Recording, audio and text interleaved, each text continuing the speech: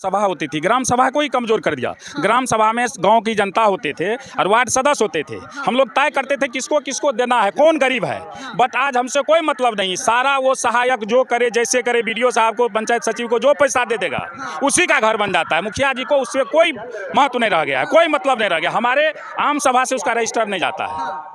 कहीं ना कहीं जो है सब जो भी यानी कि अफसर शाही है, अफसर जो करेगा वही होता है। बाकी कहीं गांव का देखिए, दलित के सीट पे, कहीं पिछड़े सीट पे आरक्षण दिया सरकार को, हम धन्यवाद देते हैं। लेकिन आज जिस मुखिया को पैसा नहीं है योजना। आप देख रहे हैं NSA न्यूज़ लेवल में आपके साथ लिल्टू साहब। फिलहाल हमारे साथ बातचीत करने के लिए कोरियापट्टी के मुखिया जी है। अच्छा, जब से आप मुखिया बने हैं गाँव में क्या कुछ विकास देखने को मिला है? भैया बच्चे में पढ़े थे 73वां संविधान संशोधन, पंचायती राज अधिनियम। इस देश का सबसे बड़ी संस्था है गाँव का विकास।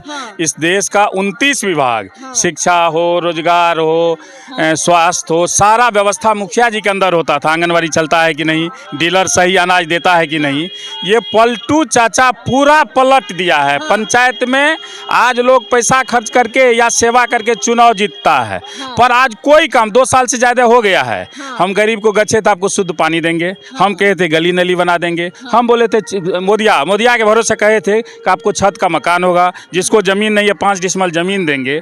बट मैं मुखिया संघ का जिला अध्यक्ष भी हूँ, प्रदेश उपाध्यक्ष भी हूँ, कोई भी एक काम गांव का नहीं किया हूँ। इतना भ्रष्टाचार चरम सीमा पर। मान के चलिए आप एक गांव का मुखिया है, आपके कार्यकाल में विकास नहीं होगा तो आपको साधारण सी बात है कि लोग मुखिया के रूप में नहीं चुनेंगे। अच्छा, सरकार से आपको लाभ नहीं दिया जाता, इसलिए आप जो है लोग को लाभ नहीं दे पाते हैं। देखिए, मैं पुराना मुखिया हूँ, क्योंकि 24 वर्ष से हूँ, मैं पढ़ा लिखा LLB में, मैं एडवोकेट भी हूँ। जान लीजिए, मेरी पत्नी MLC का चुनाव भी लड़ी है, तीनों जिला का।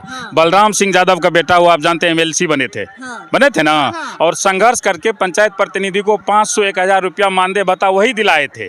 पर ये बेशर्मी पलटू चाचा को कहते हैं MLA MP का दरमाहा 4 बार बढ़ा दिए। हम गांव में गरीबों का जब कोई मरता है तो उसको लकड़ी लेके पहुंचते हैं, किसी की बेटी की शादी रहता है तो पूरे रात पत्तल परसता हूँ, पानी परसता हूँ। और उस मुखिया जी को 1500 टका दरमाहा महीना होता है। बेशर्मी सरकार को पूछिए, अपना दरमाहा तुम 1500 टका महीना ही बेशर्मी सरकार को पूछिए। और उससे पूछिए कौन है, तो मुखिया सबसे बेसी चोर होता है। लेकिन मुखिया उस गांव के सभी काम हो कि नहीं हो, सबके यहाँ जाता हूँ। रात 23 निमंत्रण पूरे हैं, 100 टका दिए 2300 टका न होगा, घूस तो लेना पड़ेगा कहीं न कहीं। योजना अफसरों के हाथ में बेच दिया है। मैं कह दूं कि मेरा विपक्षी 1.25 करोड़ खर्च किया, हम 11,000 चुनाव खर्च करके चुनाव जीता हूं इस बार। इससे पहले 1 टका खर्च नहीं किया हूं। जीवन में चुनाव नहीं हारूंगा, चूंकि 1 रुपया घूस जीवन में नहीं लेता हूं। पर ये बाहरी सरकार को, पलटा चचा को, पटना के अंदर 10,000 से ज्यादा पंचायत प्रतिनिधि 7 दिन तक बैठे रह गए। ये बिहार सरकार का मंत्री विजेंद्र यादव से मिलने गए, ये भी नहीं मिला। पंचायत राज मंत्री मुरारी गौतम था, वो भी नहीं मिला, भाग गया भाजपा में। और ये पलटा चाचा गांव के विकास को कंप्लीट रोक दिया है। मेरा मुखिया जहां जहां गांव में है, 10,000 पर एक है ना, 500 पर एक वार्ड सदस्य है ना, 10,000 पे एक समिति है ना, 10,000 पे एक सरपंच साहब है ना, सबको भ्रूण हत्या समझते हैं कि नहीं? पेट अपने अंदाज से को मार देना, पेट में ही दवाई देके बच्चा को मार देना कि बेटिए है मार दो। अच्छा, एक और मेरा को रोक दिया है, विकास को रोक दिया है। और गांव में जब उसका उम्मीदवार जाता है पलटू चाचा का, तो हम लोग सवाल करते हैं, चाचा प्रधानमंत्री आवास मिला, गली नली वाला, शुद्ध जल का पानी गरीब को मिला, अनाज डीलर को नापी करके देता है, आंगनवाड़ी केंद्र चलता है। उसका उम्मीदवार भागता है, 100 के स्पीड में भागता है, भागते रह जाता है। इसलिए गांव में जनता को हम तैयार कर दिए हैं। आइए कोरियापट्टी में आपको आमंत्रित करता हूं। जब NDA का उम्मीदवार, उसका कोई भी नेता हमारे यहाँ जाएगा, उसका क्या हालात होगा आपका वीडियो चैनल बताएगा। ये आपको धन्यवाद करता हूँ मैं। और एक और करवा सवाल, प्रधानमंत्री आवास योजना का फंड अभी निकला है? एक भी नहीं। हम लोगों को उम्मीद था 24 का इलेक्शन है ना, गांव में गरीबों को कब से कब एक छोटा सा छोटी सी जानकारी आपसे लेना चाहते हैं। आपके जो है पंचायत में आपके जो है ग्राम आवास सहायक एक होता है, जिसके तहत जो है प्रधानमंत्री आवास योजना का लाभ दिया जाता है, क्योंकि जब तक सहायक साइन करके नहीं देंगे तब तक जो है लोग को जो है रुपया नहीं मिलेगा। मैं आपको बता दूं कि ग्राम सभा होती थी, ग्राम सभा को ही कमजोर कर दिया। ग्राम सभा में गाँव की जनता होते थे और वार्ड सदस्य होते थे। हम लोग तय करते थे किसको किसको देना है, कौन गरीब है। बट आज हमसे कोई मतलब नहीं, सारा वो सहायक जो करे, जैसे करे, बीडीओ साहब को, पंचायत सचिव को जो पैसा दे देगा उसी का घर बन जाता है। मुखिया जी को उससे कोई महत्व नहीं रह गया है, कोई मतलब नहीं रह गया। हमारे आम सभा से उसका रजिस्टर नहीं जाता है।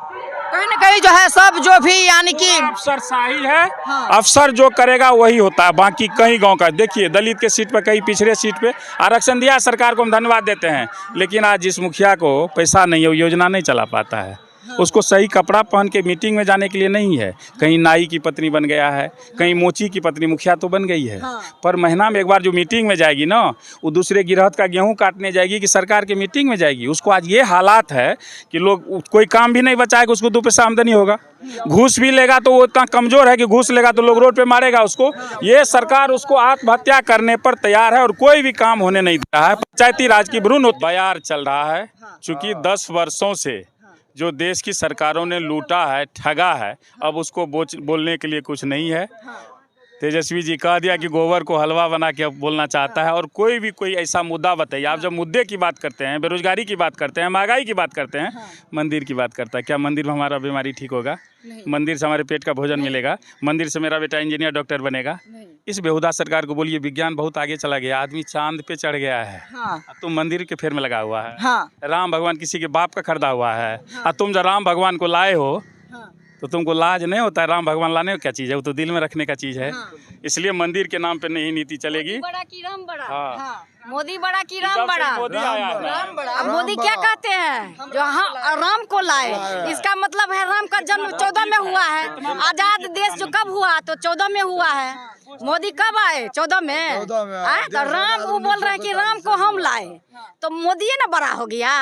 ये कहने का अर्थ क्या हुआ? देख लिए किस तरह लूट घसोट। भगवान के नाम पर एक आस्था होता है, बहुत बड़ी आस्था, अंदर की आस्था है। हमारा सर दर्द करने लगेगा तो लगता है कि भगवान का नाम ले लेंगे ठीक हो जाएगा। इस तरह का लोगों में आस्था है इस देश में। जिस तरह संविधान में आस्था, उस तरह भगवान की आस्था है। अब जब मोदी का, राम का नाम लीजिएगा ना तो लगेगा कि मोदी का नाम ले रहे हैं। राम के, भगवान का नाम का स्तर गिर गया है। लग रहा है कि अब जय श्री राम बोलिएगा तो लगता है कि भाजपा को वोट दो बोल रहे हैं आप, मोदी जी को वोट दे रहे हैं, इस तरह से बोल रहे हैं। मतलब भगवान के नाम का ये हाँ वो बर्बाद कर दिया। ये राम आस्था के जिस तरह अपने माता पिता पर, जिस तरह भगवान ईश्वर की, ये गरीबों के खून से बच्चे हो, अभी तुम गरीबों के बच्चे हो। ये कार्ल मार्क्स, लेनिन, स्टालिन इस दुनिया को इतिहास दिया है। ये गरीबों के 1 मई को जानते हो, काल है हमारी, झंडा लाल है, पूंजीपतियों की काल है। ये लाल तोलिया है, लाल झंडा। 1 मई मजदूर दिवस था। दुनिया के अंदर मजदूर दिवस, मजदूर नहीं होता तो मकान नहीं बनता, मजदूर नहीं होता तो हेलीकॉप्टर पे तेजस्वी जी नहीं आते, मजदूर नहीं होता तो रोड नहीं चलता। हाँ। तो इसलिए ये लाल झंडा जो है ना, मेहनत का सावाम का शान है। जब देश के किसानों के खिलाफ मोदी कानून बनाया, यही लाल झंडा वाले अखिल भारतीय किसान सभा और 200 किसान संगठनों ने देश के अंदर 9 महीना तक 900 किसान मर गया, पर मोदी सरकार को पीछे हटना पड़ा।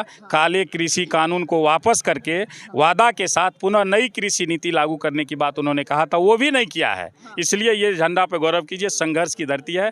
सिनेमा देखे हैं लोहा, हम लोग सिनेमा संघर्ष के, हाँ नहीं सुनिए, चक्कर में रहिए, सिनेमा से सीखिए। सिनेमा ये लौंडा वाला सिनेमा नहीं, सिनेमा देखिए, लोहा सिनेमा देखिए, पुराना सिनेमा सब, आपको संस्कार बढ़ जाएगा। मजबूत देश क्या है, संविधान क्या है, झंडा क्या है, लाल क्या है, हरा क्या है, पता चल जाएगा। बाकी ठगने वाला तो ही है। जात के नाम। कौन सा पंचायत के मुखिया है? हम कोरियापट्टी के मुखिया जी हैं। हमारे साथ बातचीत कर रहे थे अभी कोरियापट्टी के मुखिया जी। बाकी इनकी बात जो है अभी आप सुने, इनके बातों में आपकी बातों से क्या राय है नीचे कमेंट करके बताइएगा। फिलहाल इस वीडियो में इतना ही। जय हिंद।